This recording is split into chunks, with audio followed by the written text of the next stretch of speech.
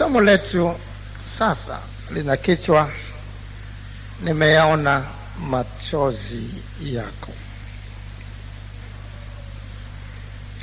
Nimeyaona machozi yako.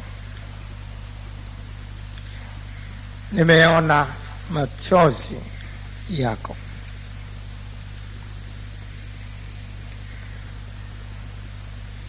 Miaka ile ambapo wokovu uliingia kwa nguvu sana katika nchi yetu, miaka ya 60 na miaka ya 70 na miaka 80 mwanzoni, tofauti na leo watu waliokoka wanaitwa walokole. Zamani hizo hilo jina halikujulikana sana, lakini jina lilikuwa linajulikana miaka hiyo. Lilikuwa ni watu wanaolia, dini ya wanaolia. Na ili kusikia watu kisema na wamejiunga na dini ya wanaolia, akimaanisha naye amekuwa kama wanavyosema leo mlokole. Zamani hizo makanisa yote yanayohubiri wokovu, watu walikuwa wanalia sana katika maombi. Ikiwa tu ni habari ya maombi, basi hata kuwa tu ni maombi tu, lakini wakati mwingi maombi yale yalikuwa yanachanganyika na vilio vikali sana. Na hata watu wale ambao hawajaokolewa waliuliza tena na tena, hivi inakuwaje? Inakuwaje watu hawa wanakuwa nafinywa, au kuna kitu gani huwa kinatokea mpaka wanalia hivi? Ilikuwa si kificho. Ilikuwa sio kificho. Ungejua moja kwa moja kwamba watu hawa, mahali popote ambapo ungesikia watu wanalia, basi unajua hapa wako watu ambao wameokoka. Na maombi hayo yalikuwa yanaleta matokeo ya kushangaza sana sana sana. Nakumbuka miaka ya mwanzoni, mwaka 1980, tulikuwa na mkesha nyakati hizo Temeke Assemblies of God. Tulikuwa na mkesha Temeke Assemblies of God. Mikesha ile ilikuwa watu wanalia sana. Matokeo ya nyakati zile ya maombi yalikuwa makubwa sana. Ilikuwa ni kawaida kusikia shuhuda za watu ambao walikuwa wanapita sehemu zenye uvuli wa mauti, lakini malaika wakatokea kwa umbo la mwanadamu. Kwa kawaida Mungu anapotumia malaika, mara nyingi hutokea kwa mfano wa sura za wanadamu ili tusiogope. Mara nyingi malaika akija kwa namna ile ya malaika ni rahisi kuogopa. Ndio utaona Mariamu alitokea na malaika Gabrieli, akaogopa, akaambiwa usiogope, uleta hofu. Kwa hiyo mara nyingi Mungu huamua kutumia sura za wanadamu. Wanakuja kwa sura za wanadamu. Utaona kama ni mwanadamu wa kawaida tu, lakini ni malaika. Utaona hata wakati wa Petro alikuwa na mfano bila shaka wa sura ya mwanadamu alivyomtoa gerezani. Utaona alikuwa anaona kama mtu tu. Anampitisha kwenye geti la kwanza, anampitisha kwenye geti la pili. Alafu baadaye anasema, yakini sasa najua Mungu amemtuma malaika wake. Hakujua kabla, alikuwa anafikiri kama ni mtu tu. Kama mtu tu anampeleka. Hakuja kwa namna ile ya malaika, kwa sura ile ya malaika ambayo ingemfanya kuhofu. Sasa jambo hilo lilikuwa linatokea sana wakati ule. Nyakati zile sehemu zinazoitwa saizi Chang'ombe, kuanzia Chang'ombe polisi hapo mpaka kuja Keko, maeneo hayo yalikuwa hayako hivi yalivyo leo, majumba mengi. Ilikuwa ni maeneo ambayo ilikuwa ni bonde la uvuli wa mauti. Usingeweza kupita saa zozote zile baada ya saa 5. Ilikuwa ni rahisi kusikia watu wengi sana wamekufa maeneo hayo. Sasa walikuwepo waombaji wanatoka kwenye mkesha usiku wa manane, kwa sababu wanalazimika kwenda kufanya maandalizi ya mambo fulani muhimu kwa ajili ya kesho yake. Wakati wamezao wanaondoka kwenda kazini. Na mwanamke mmoja, na sasa ilikuwa mmoja, ilikuwa mara nyingi sana kusikia shuhuda za namna hiyo ambazo zilitujenga sana, zikatupa kupenda sana kuomba. Ilikuwa rahisi kusikia shuhuda kama hizi. Na mwanamke mmoja nakumbuka anasema alipofika eneo lile, maana watu walimwambia, unakwenda saa mbaya namna hii, tunasikia ile juzi tu mtu amekufa, na yeye alikuwa amekufa mfululizo eneo lile lile, naye anakaa maeneo ambayo lazima apitie pale. Anasema, kwa sababu tumeomba Bwana ni mwaminifu, atanitangulia na amani moyoni. Anaeleza alipofika tu maeneo yale, akaanza kuona watu ambao walijua kabisa watu wale ni wauaji, ni majambazi, amekuja na silaha za namna kadha wa kadha. Wengine anachomoka kutokea huko gizani. Anasema ile mara tu alipowaona, wakati anawaza sasa arudi nyuma, kijaribu kukimbia, hawezi kuwahi. Sehemu zile ilikuwa nyumba chache, ni saa mbaya, hakuna hata akipiga kilio hakitamsaidia. Wakati anawaza afanye nini, mara anajua tayari ameshaingia kwenye mauti. Aliona mtu mmoja tu kama vile ametoka nyuma yake, akamwambia tu, nifuate. Sasa akamfuata bila kuuliza sana. Akapita kati ya wale majambazi. Wanamwangalia hivi, wanaangalia wale watu wawili. Hakukuwa na kama vile wamepata utisho tu fulani, wanakodoa macho namna hii, lakini hakuna hatua yoyote wanaochukua. Wakapita na mimi, kila mara napokwenda nakuta makundi na mimi yanatoka gizani, lakini wanaangalia, wanakodoa macho, hakuna hatua wanaochukua, kama vile hawaoni. Yule mtu akampeleka, akawa anamuongoza yule mwanamke moja kwa moja mpaka mlango wa nyumba yake. Akamwambia, gonga hapa, gonga ili ufunguliwe kwanza na kusubiri hapa. Akagonga kwa muda, ilikuwa saa mbaya, baadaye akafunguliwa. Ndio akawa anataka kuingia. Kabla ya kuingia akamuuliza yule mtu, umenisaidia sana, wewe ni nani na unakaa wapi? Hakujibu lile swali. Mara hakumwona tena, ghafla tu akatoweka, hakumwona tena. Ndipo kwa sababu nyakati zile ilikuwa ni matukio ya kawaida na watu ukisikia kushuhudia, wakasema ile tukio ni kama la yule, huyu atakuwa ni malaika. Na kweli muda wote aliofuata amejaribu kuangalia ile sura ni ya nani, ya kuwahi tena kumjua. Mume wake alishangaa sana kwa maana ingia wakati ule, akamwambia, wewe umepita nani, umepita huko? Muda tu mfupi huko kulikuwa na watu, kuna vilio ambao vilikuwa vimetokeza huko Mayoi, na nafikiri huko lazima kutakuwa na mtu amekufa. Umepita wapi, umepitaje?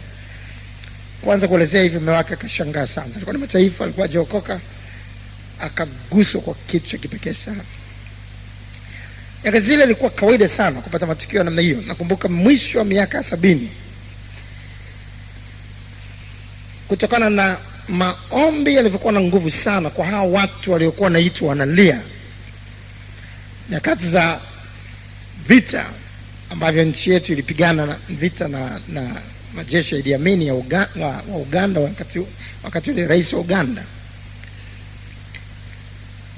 ilikuwa si kificho. Viongozi wa juu kabisa wa serikali walihitaji msaada, si mara moja, si mara mbili, kwa watu wanaolia. Na watu wanaolia walifanya kazi kubwa sana ambayo wengi hawaijui nyuma ya ule ushindi uliotokea katika vita ile. Kulikuwa na mambo mengi ambayo si rahisi kuelezea yaliyotokea nyakati zile, lakini siri ya yote hayo ilikuwa maombi yaliyochanganyika na kulia sana na machozi. Maombi ni nadra sana kuyaona leo katika makanisa yanayohubiri wokovu. Hata maneno yale dini ya wanaolia ni vigumu sana kuisikia leo, kwa sababu wanaolia leo hawapo. Wako walokole ambao wao ni wastaarabu sana, hawezi kulia. Nyakati zile kulikuwa hamna ustaarabu, watu walikuwa wanalia machozi mpaka makamasi, watu wanajigaragaza. Ilikuwa ni sehemu ya maisha. Na Mungu alionekana kwa namna ajabu sana. Na hata wazee wa zamani ambao walikuwepo nyakati hizo, ambao walikuwa wameshaokolewa, wakisikia maneno yanayozungumza, watakueleza hivi ndivyo kweli ilivyokuwa, na watakueleza jinsi maombi yalivyokuwa na nguvu ya ajabu. Nyakati zile makanisa ya haya yalikuwa yanaitwa dini za kulia, yalikuwa na watu wachache sana. Ukikuta kanisa lina watu 10, lilikuwa ni watu wengi sana. Kwa makanisa ya watu wachache sana, hapa 2, hapa 3, hapa 4, lakini vilio vile ndio vilisababisha wimbi kubwa la kutisha la uamsho, mpaka wale watu waliokuwa hawatarajiwi kwamba nao wangejiunga kwenye dini za kulia kama walivyokuwa nasema wao, waliingia nao wakalia. Na shetani anajua sana siri kubwa iliyofichika katika maombi ya kulia sana na machozi. Na ndio maana ikifikia mahali pa kulia sana na machozi, utuletea sana tujione wastaarabu sana, tujione sisi ni watu ambao kwa ngazi yetu, kwa nini tulielie, kwani mimi ni mtoto mdogo nilie. Na utuletea kiburi cha namna hiyo, kujiona tuna kitu sana, na kwa nini nilie? Kwa sababu anataka kututoa katika kupata faida kubwa sana ya maombi yanayotokana na machozi, maombi yanayoambatana na machozi. Maombi yanayoambatana na machozi yanaleta kitu cha kipekee sana. Yanaweza kufanya mtu hata mwenye matakwa ambayo labda yasingewezekana kabisa, machozi yakayalazimisha yale matakwa yake kufanyika. Sasa sana mtoto mdogo anapolia, ikiwa ni kwenye basi labda, ama mabasi ya mjini hapa, daladala, au hata mabasi ya makubwa yanayokwenda mbali. Ikiwa mama atakuwa na mtoto mchanga, alafu analia sana, analia, kilio chake ile mtoto ambaye hana msaidizi, hana nguvu ya kufanya kile anachokitaka akipate kwa nguvu zake, na naona labda mama hashughuliki naye, hamwelewi, hana lugha hata ya kumweleza mama aelewe anataka nini, anaamua kulia tu. Kile kilio cha kitoto kile kichanga, utaona kinawagusa watu wote kwenye basi. Kama mama hajali, anaona tu kawaida, utaona watu wengine baki ambao hawahusiki na ile familia watakuja upesi na kusema, mama anataka nini, mtoto mpe. Usione aibu. Kama anataka kunyonya, toa titi lako mnyonyeshe. Mama atasema nampa, anakataa. Sasa anataka nini? Labda ni hapa ulipokaa kuna joto sana, watajaribu kumpisha labda kwenye karibu na dirisha apate hewa. Kila mtu atahangaika ili kuhakikisha tu kile kilio cha mtoto yule mchanga kinaondoka. Ndivyo alivyo Mungu kama baba yetu, kama mzazi. Yeye ni zaidi sana ya hawa ambao watapata uchungu kuona kilio cha mtoto mchanga kama hivyo. Na Mungu anasema muhitaji aliapo, Mungu atamwokoa katika ile hali inayoonekana kwamba hana msaidizi. Kulia, kufikia mahali kulia sana na machozi, ni ishara kubwa sana ambayo Mungu anaiangalia na kuona mtu huyu ameonewa, mtu huyu hana msaidizi, hana nguvu za kujisaidia mwenyewe, hana tegemeo kwa yeyote mwingine. Kwa matokeo yake ameamua tu kulia. Biblia inasema katika Zaburi 72, sasa Zaburi 72 sasa mstari wa 12. Zaburi 72:12, kwa maana atamwokoa muhitaji aliapo, na mtu alionewa iwapo hana msaidizi. Kwa maana atamwokoa muhitaji aliapo, na mtu alionewa iwapo hana msaidizi. Mhitaji akilia, akafikia mahali kuonekana kwamba hana msaidizi yote wa kumsaidia, hana tegemeo lolote, kama mtoto mchanga anaelia kwenye basi tulizungumza habari zake, Mungu anasema atamwokoa. Ndugu zangu, kwa sababu hii Yesu Kristo ambaye ni kielelezo chetu alikuwa mwombaji namba moja. Aliamka mapema alfajiri akaomba, alijitenga tena na tena, akajiepua mbali na watu akaomba. Wanafunzi wake walipotaka aende naye baada ya miujiza mikubwa kufanyika, mikate michache na samaki wachache imelisha maelfu ya watu, yeye aliwalazimisha kuvuka, kutangulia baharini, lakini yeye akabaki mlimani peke yake akiomba. Alikuwa mwombaji namba moja. Lakini alijua siri hii kwamba kuomba kama tu kunaishia tu kuomba peke yake, hakuambatani na kulia sana na machozi, kunaweza kukaleta matokeo kwa viwango fulani tu, lakini sio viwango vya juu sana. Ndio maana leo ni rahisi kuona vilio katika maombi ya Afrika kama tulivyogusia, kuliko kuviona vilio vya namna hiyo Ulaya Magharibi au Marekani. Ulaya Magharibi au Marekani ni vigumu sana kuona vilio katika maombi, na watu wanaomba kistaarabu sana, na ni vigumu sana katika maeneo hayo kuona hasa matokeo ya maombi, nguvu ya maombi, kwa sababu nguvu ya maombi inakuja kwa vilio. Mashariki ya mbali kama Korea, watu wanalia. Ukiingia katika maombi ya mlima wa maombi kule maarufu duniani unaitwa Yongcho Prayer Mountain, nimewahi kupata neema ya kwenda kuhubiri mahali pale, watu wanalia. Wa Korea ni watu wanaolia sana katika maombi, sana. Na wakianza tu kuomba, watu watakwenda watalia, hata mara nyingi wanakuwa na kengele kubwa kusimamisha maombi ya Wakorea. Unaweza kusema katika jina la Yesu kama hivyo, watu wanalalama tu, ni vilio kama vile wame zaidi ya kufiwa. Mara nyingi itatumika kengele kubwa sana ili watapiga mara ya kwanza, mara ya pili, mara ya tatu, bado ndio baadaye watu wanaanza kufikima hivyo kutuliza ile kilio.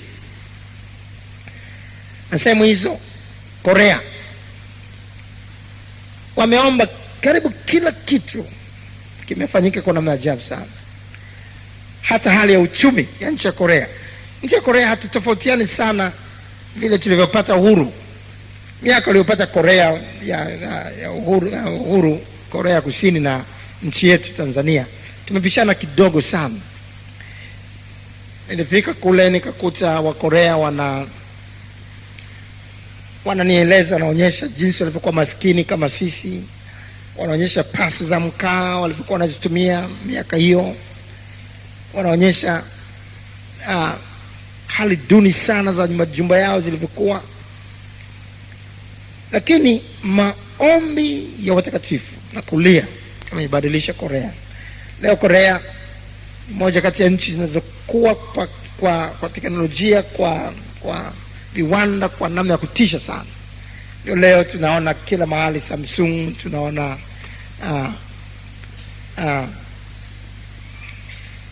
vifaa vya kila namna vya elektroniki na vitu vingi kutoka Korea. Wanatengeneza sasa karibu kila kitu. Wanatengeneza meli kubwa sana, wanatengeneza chochote unachoweza kufikiria. Na wanakwenda kwa kasi mno. Lakini ilikuwa hali nzito sana ya kiuchumi. Walilia sana kama Mungu abadilishe taifa lao, alibariki.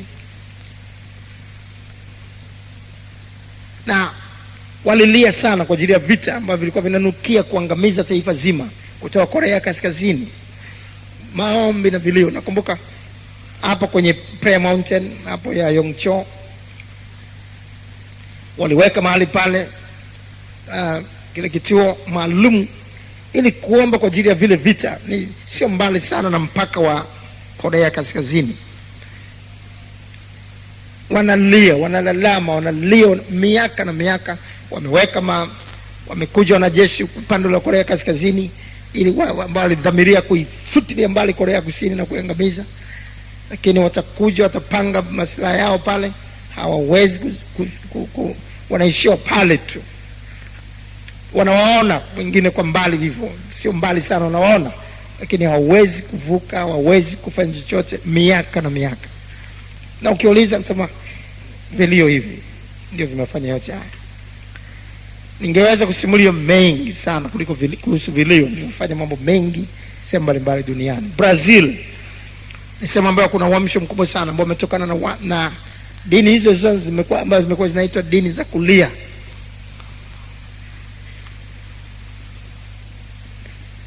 Ambazo zimeweza kuleta uamsho mkubwa. Kuna makanisa mengine Brazil kule ambayo umati wa watu unaokuja makanisani ni mkubwa sana.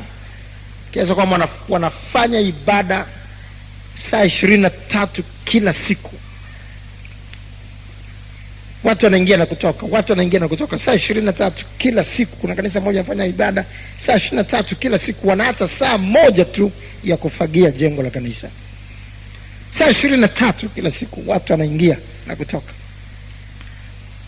Lakini kulia sana na machozi kukiambatana na maombi. Yesu ambaye maombi yake yalikuwa na nguvu ya ajabu sana, aliambatanisha na kulia sana na machozi. Kama Yesu aliomba halafu akalia sana na machozi, hatuwezi kuwa wastaarabu zaidi ya Yesu. Hatuwezi tukasema tumesoma zaidi yake. Hatuwezi tukasema tuna cheo zaidi yake. Angalia Waebrania sasa. Waebrania sura ya 5. Waebrania sura ya 5 sasa. Waebrania 5.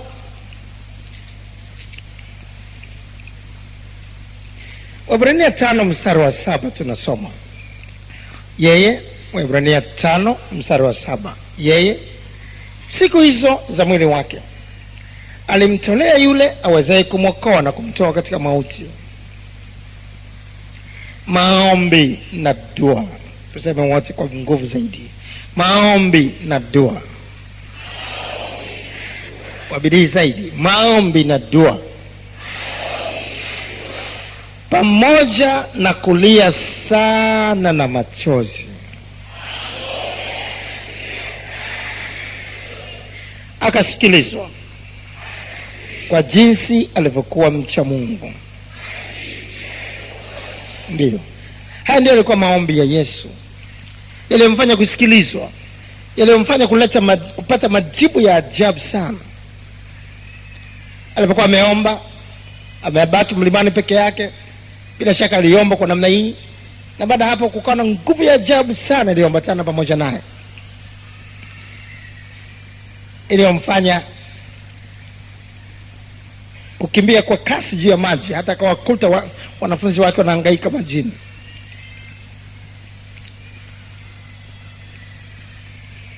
Maombi pamoja na kulia sana na machozi. Na wacha Mungu anasema katika Zaburi sasa, Zaburi 145 mstari wa 19. Zaburi 145 mstari wa 19. Zaburi 105 sasa mstari wa 19. Atawafanyia wamchao matakwa yao. Na muda usingetutosha kuangalia jinsi Biblia inavyoeleza tena na tena, uyalilia ndipo akasikiwa,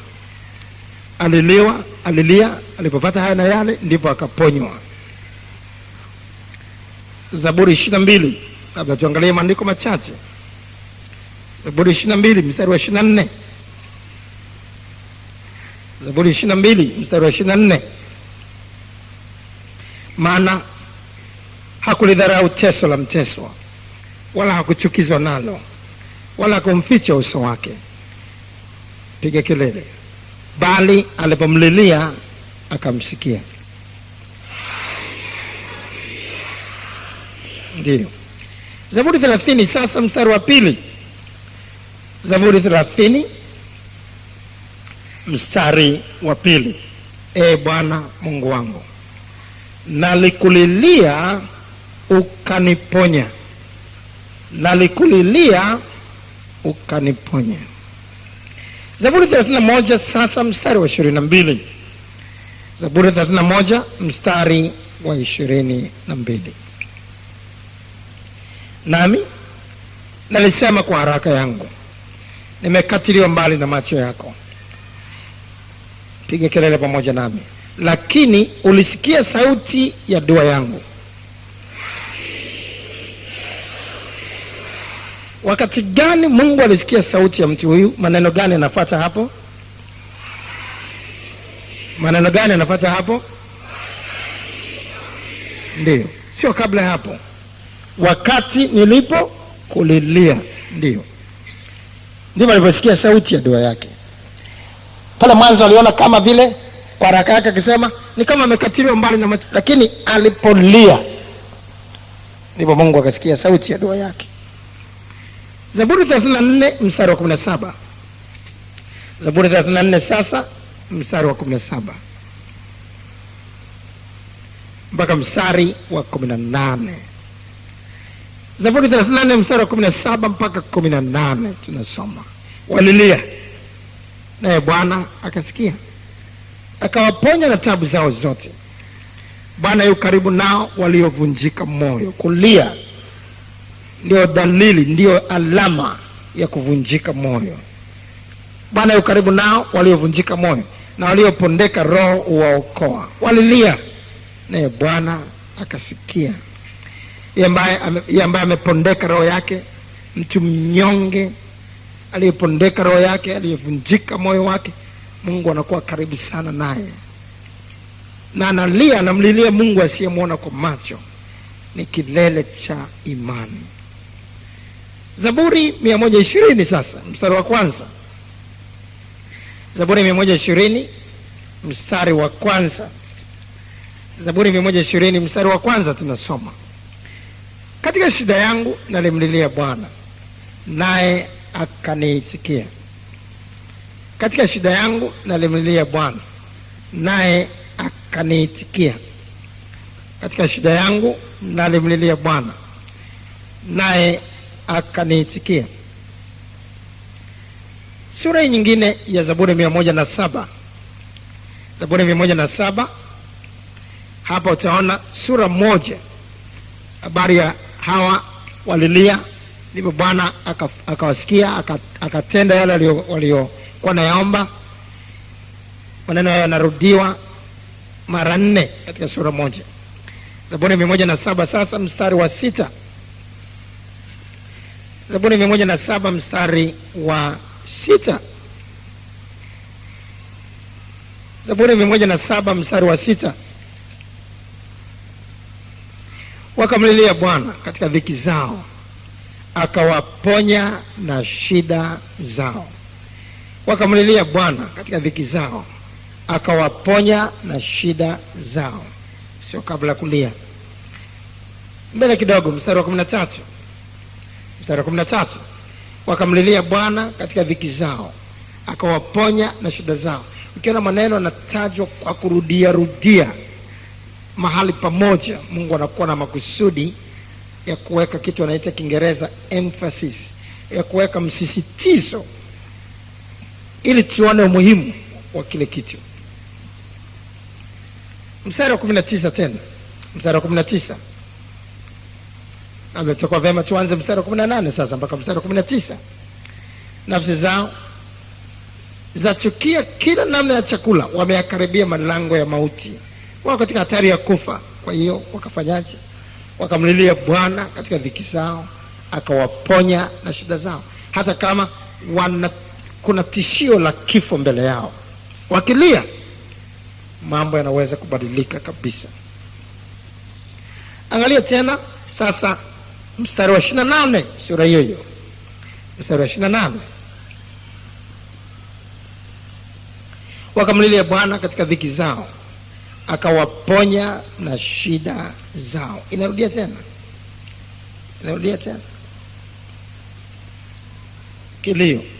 Kilio.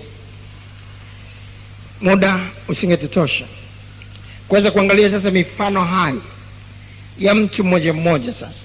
Maana katika mistari tuliyofuata tuliyosoma hajulikani, hataji moja kwa moja ni nani aliyelia halafu akasikiwa. Lakini tutafuta mifano sasa hai ya watu waliopata hiki au kile halafu wakalia. Mfano mojawapo ambao ndio hasa moyo wa somo letu ni kwa mfalme Hezekia. Mfalme Hezekia alikuwa anakabiliwa na mauti. Wakati wake wa kufa alikuwa ameshafika kabisa. Kama ni kusema Mungu sasa amekwisha sema muda wake wa kuishi umefika, ulikuwa umekwisha, ndio ulikuwa umekwisha kweli. Wakati wake wa kifo sawa sana mpango wa Mungu ulikuwa umeshafika. Kwa hiyo Mungu akamwambia kupitia kwa nabii Isaya, hutapona bali utakufa. Tengeza tu mambo ya nyumba yako, maana katika hili utakufa, hutapona. Lakini Hezekia alikuwa amejifunza siri ya kulia hata kama siku zake zimefika. Kilio akiweza kulia sana kinaweza kubadilisha kabisa hata mpango wa Mungu, akaongezewa miaka. Na ndivyo ilivyokuwa. Alilia sana baada ya kusikia hivyo. Na Biblia inasema sio tu aliomba, lakini alilia sana. Na Mungu alipoyaona machozi yake, basi mfalme analia, anatokwa na machozi, basi hata ni mpango wake kabisa afe. Biblia inasema akaongezewa siku zake miaka 15, kuonyesha kwamba siku zake zilikuwa zimefanya nini? Zimekwisha. Ilikuwa ni mpango wa Mungu afe. Hata kama ni mpango wa Mungu ufe, ukiigundua siri hii ukaanza kulia sana na machozi, utaongezewa miaka ya kuishi. Nasema utaongezewa miaka ya kuishi. Biblia inasema sasa Biblia inazungumza sasa katika Isaya 38. Isaya 38 mstari wa 1 mpaka mstari wa 5. Isaya 38 mstari wa 1 mpaka wa 5. Siku hizo Hezekia aliugua, akawa katika hatari ya kufa. Na Isaya nabii mwana wa Amos akaenda kwa mfalme, akamwambia, Bwana asema hivi, tengeneza mambo ya nyumba yako, maana utakufa wala utapona. Basi Hezekia akajigeuza, akaelekeza uso wake ukutani, akamwomba Bwana, akasema, Ee Bwana, kumbuka haya na kusihi kwamba nimekwenda mbele zako katika kweli na kwa moyo mkamilifu na kutenda yaliyo mema machoni pako. Sema pamoja nami. Hezekia akalia sana sana, kwa nguvu zaidi, ili tukumbuke kama tulivyozoea. Hezekia akalia sana sana.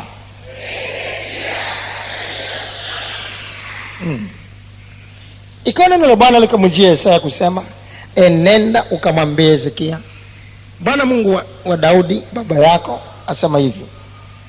Sema pamoja nami. Mimi nimeyasikia maombi yako. Sio maombi peke yake. Inafuata maneno gani hapo? Sema kwa bidii, wewe mwenye Biblia, inasemaje hapo? Ndio. Sio tu maombi. Sio tu maombi. Mimi nimeyasikia maombi yako, nimeyaona machozi yako. Hezekia, umelia sana kiasi hiki? Tazama, nitaziongeza siku zako kiasi cha miaka 15. Maana yake zilikuwa kweli zimekwisha. Kulia kwaweza kutuongezea siku. Kulia kunaweza hata kubadilisha mpango wa Mungu kabisa, na ukafanya matakwa yetu yakafanyika.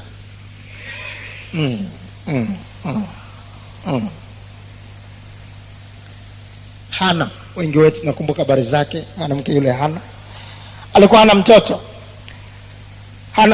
mtoto. Hana, na alimpataje mtoto Samueli? Alikuwa maombi ya kawaida. Alikuwa ni maombi yaliyoambatana na nini? Na kilio na kulia. Samueli wa kwanza sura ya kwanza, tunaona kuanzia mstari wa kwanza hapo jinsi alivyokuwa hata sana mtoto. Samueli wa kwanza sura ya kwanza. Mstari sasa wa kumbe wakati some mstari wa 10. Samueli wa kwanza sura ya kwanza mstari wa 10. Hana mtoto huyu sasa, ikawaje? Na huyo mwanamke alikuwa na uchungu rohoni mwake, akamwomba Bwana, akalia sana, sio kidogo. Akamwomba Bwana, akalia sana. Matokeo yake wengi wetu tunajua, maombi yake akasikiwa, akampata mtoto Samueli. Kuna muujiza mwingine wa ajabu sana uliotokea, wa kutisha, wakati ule wa Elisha. Na muujiza ulikuwaje? Ilikuwa wana wa manabii wameenda kukata miti ili wapate kujenga mabweni katika chuo chao cha nyakati zile. Wanaoitwa wana manabii walikuwa ni watu wanaojifunza kwa nabii. Nyakati zile ilikuwa kama nabii Elisha, kama hivyo wanakuwepo watu wanaojifunza miguuni pake, anawaonyesha, anawapa uzoefu wake, wanamuuliza naye anajibu kwa uzoefu. Mafuta aliyo juu yake aliyapata namna gani kwa Elia? Siri ya kutumiwa sana na Mungu katika kufanya ishara na maajabu mengi ni nini? Kwa hiyo walikuwa wanakuja pale, wanakaa katika mabweni, wanajifunza kwa Elisha. Na sasa watu wakawa wengi, sasa wanataka kujifunza kwake, ndio wanaitwa wana wa manabii katika chuo cha mtumishi wa Mungu Elisha. Kwa hiyo wakatoa wazo kwamba waende wakakate miti, alafu waje wajenge mabweni, wapanue mabweni yao. Kwa hiyo miti mingi ambayo ilikuwa mizuri ya karibu ilikuwa iko kando kando ya mto Jordan. Kwa hiyo sasa huyo mmoja akawa juu ya mti, akawa nakata mti sasa kando kando ya mto. Kwa hiyo ile chuma cha shoka kikafyatuka kutoka katika mpini, kikaanguka kwenye mto. Mto Jordan maji yake yalikuwa yanapita katika maeneo ya matope tope sana. Kwa hiyo maji yake yalikuwa safi. Tukumbuka yalikuwa sio safi. Ndio maana tukuta Naaman akisema nataka nijichovye katika mto Jordan maji haya. Wakati kuna mito kule Filipali, miji na Dameski, kuna mito mizuri sana ambayo maji yake ni safi. Mto Jordan maji yake yalikuwa machafu kwa sababu yalikuwa na kokota tope katika uwanda ambako mto ule unapita. Kwa hiyo kile chuma cha shoka kikaanguka kwenye mto, na alikuwa mtumishi wa Mungu Elisha hapo. Sasa kinaanguka kwenye mto, anakipataje? Kwa sababu kwanza ya tope, maji ni machafu. Hata ukisema anaenda huko ili kujaribu kuzamia, mpaka uje ukione mle ndani ni giza, ni tope tu, unakipataje? Muujiza wa ajabu ulifanyika, na mtumishi wa Mungu Elisha akamwambia kinaangukia wapi? Pale. Na alivyoelekeza kwamba ni pale kimeangukia, akachukua kijiti akakata kijiti kadogo akakatupa pale. Ni pale, ndio. Basi kile chuma cha shoka kikatoka kule chini kwenye tope chenyewe, kikapanda juu ya maji, alafu kikaogelea, alafu kikaja mpaka pwani, alafu akamwambia kiokote. Hapo mwenyewe anajua chuma kuogelea juu ya maji maana yake nini. Kitu kizito sana kutokea. Ulikuwa muujiza wa ajabu sana, lakini ulifanyikaje? Utaona Wafalme wa Pili sura ya 6 mstari wa 1 mpaka mstari wa 7 ndio unapata habari yote hiyo. Kisha wana manabii wakamwambia Elisha, angalia basi mahali tuko hapo mbele yako ni padogo kwetu.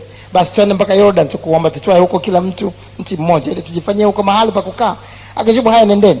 Mmoja wao akasema, waradhi basi na kusi uende pamoja na watumishi wako. Akajibu, nitakwenda. Basi akaenda pamoja nao. Nao walipofika Jordan wakakata miti. Lakini mmoja wapo alipokuwa katika kukata boriti, chuma cha shoka kikaanguka majini. Tuseme wote, akalia. Piga kelele, akalia. Ndio siri hiyo. Alivyolia basi ndio kikawa chanzo cha muujiza wa kufanyika. Akasema, ole wangu Bwana wangu, kwani kiliazimiwa kile niliazima. Mtu wa Mungu akisema kilianguka wapi? Akamwonyesha mahali, akakata kijiti akakitupa pale, chuma kikaelea. Akasema kiokote. Basi akanyosha mkono akakitoa karibu tu na pale, ni pwani kabisa. Lakini ni kulia kule ndiko kulikosababisha muujiza huo. Niseme nini? Wana wa Israeli tunakumbuka wakati wa Farao jinsi ambavyo aliwatesa. Waliteseka miaka zaidi ya 400 katika utumwa. Lakini walitokaje? Kwa ishara za ajabu sana na nguvu ya ajabu sana. Mungu alifikaje mahali mpaka kumtuma Musa nabii kuwatoa wana wa Israeli katika utumwa wa Farao? Ilikuwa ni kilio cha kuugua. Kutoka 2:23. Kutoka 2:23 sasa. Kutoka 2:23. Kutoka sura ya 2 mstari wa 23 mpaka mstari wa 24. Kutoka 2:23 mpaka 24. Hata baada ya siku zile nyingi mfalme wa Misri akafa. Wana wa Israeli wakaugua kwa sababu ya ule utumwa, wakalia. Kilio chao kikafika juu kwa Mungu kwa sababu ya ule utumwa. Mungu akasikia kuugua kwao. Mungu akakumbuka agano lake alilofanya na Ibrahimu na Isaka na Yakobo. Itakuwa vyema kusoma hata mstari wa 25. Mungu akaona wana wa Israeli na Mungu akawaangalia. Tunapata ufafanuzi zaidi wa kile kilichotokea tukisoma Samueli wa kwanza 12. Samueli wa kwanza 12 sasa mstari wa 8. Samueli wa kwanza 12 mstari wa 8. Samueli wa kwanza 12:8, Yakobo alipokuwa ameingia Misri na baba zenu walipomlilia Bwana. Angalia maneno hayo. Yakobo alipokuwa ameingia Misri na baba zenu walipomlilia Bwana, ndipo Bwana akawapeleka Musa na Haruni, nao wakawatoa baba zenu kutoka Misri, wakawakalisha mahali hapa. Sio kabla ya wao kulia. Yakobo alipokuwa ameingia Misri na baba zenu walipomlilia Bwana, ndipo Bwana akawapeleka Musa na Haruni, nao wakawatoa baba zenu kutoka Misri, wakawakalisha mahali hapa. Walipomlilia Bwana, ndipo Bwana akatenda. Pamoja na kwamba kulikuwa na agano kati ya Mungu na Ibrahim na Isaka na Yakobo, agano alikutimia, ahadi hizo zikutimia mpaka walipolia. Sio ile tu. Wakati mmoja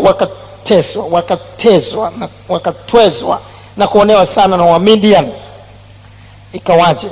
Nabii akatumwa walipolia, akatumwa kuwaokoa. Waamuzi 6 sasa. Hapa ni kwa mateso ya Wamidian. Waamuzi 6 sasa, mstari wa 6 mpaka 14. Waamuzi 6 mpaka 14. Israeli walicheza sana kwa sababu ya Wamidian, na wana wa Israeli wakamlilia Bwana.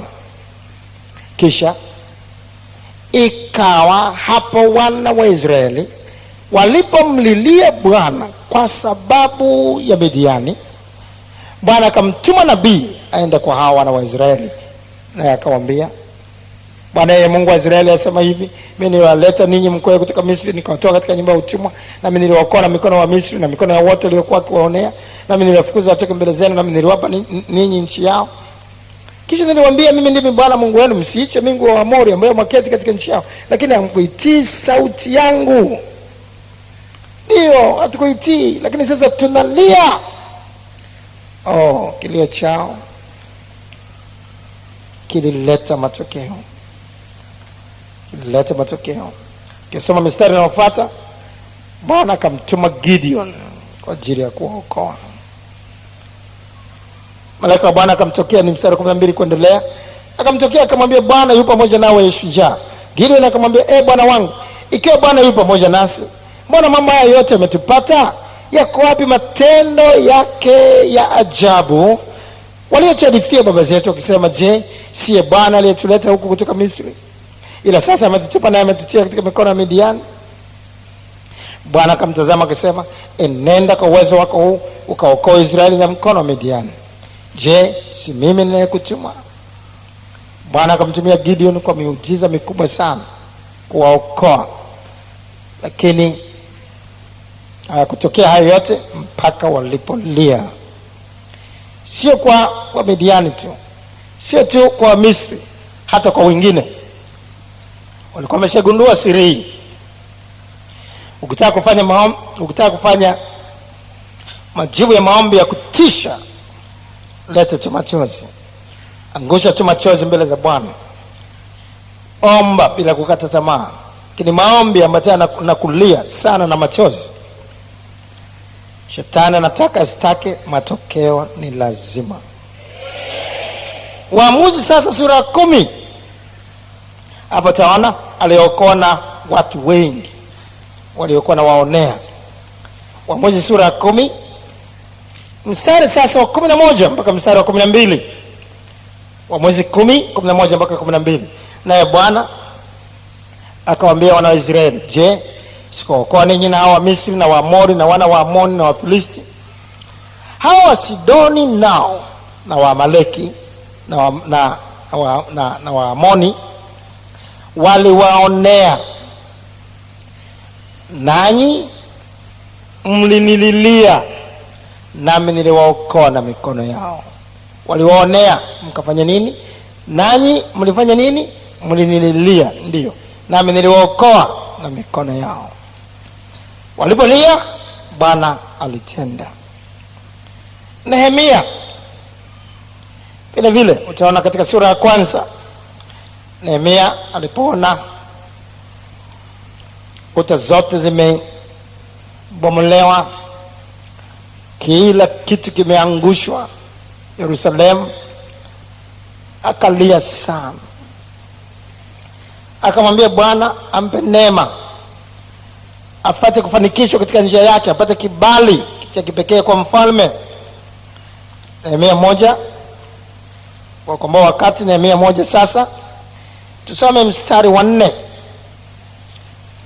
Nehemia 1 mstari wa 4. Nehemia 1 mstari wa 4. Nehemia 1:4.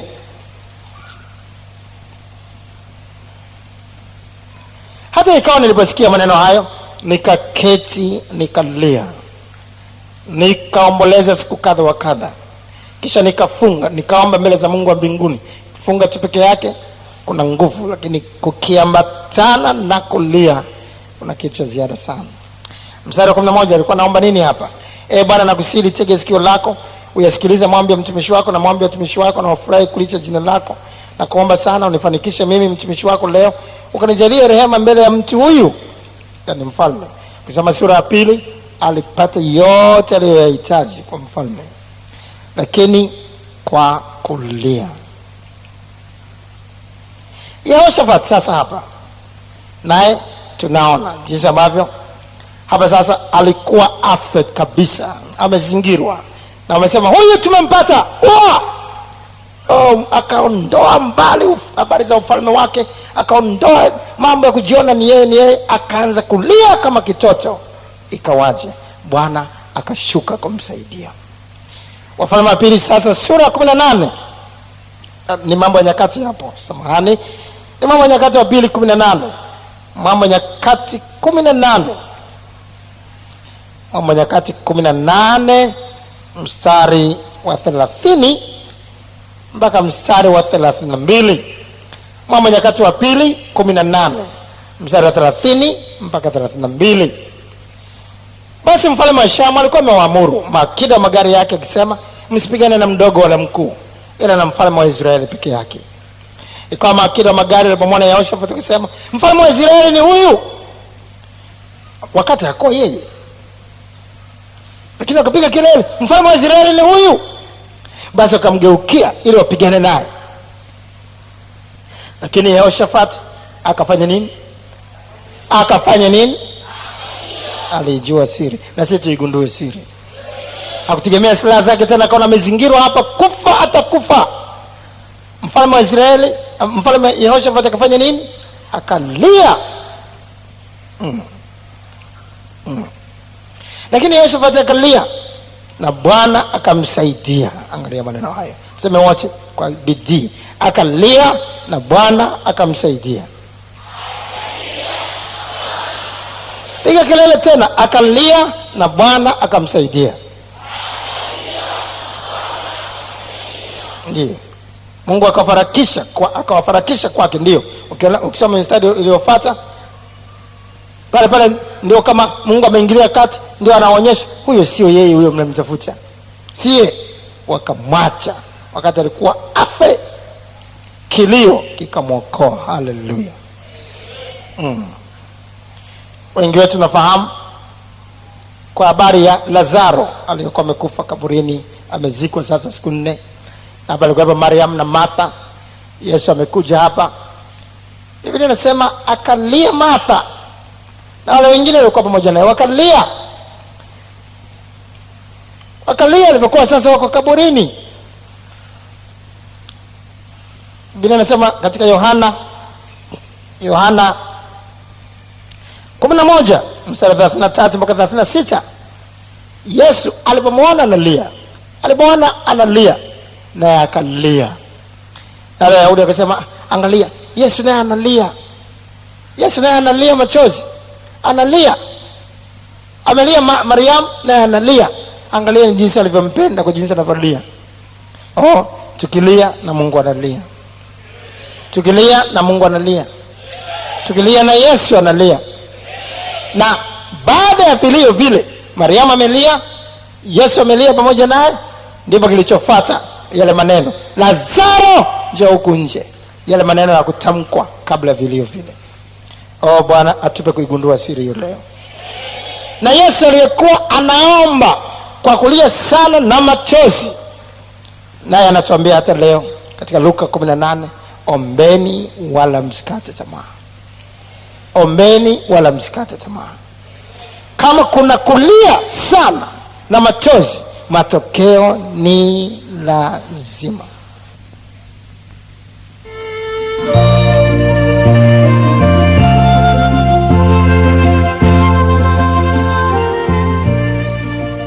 Tunatumaini umebarikiwa na mafundisho haya.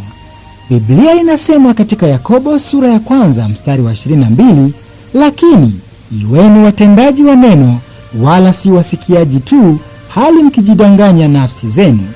Isikilize kaseti hii tena na tena na kuwapa wengine pia. Mungu akubariki.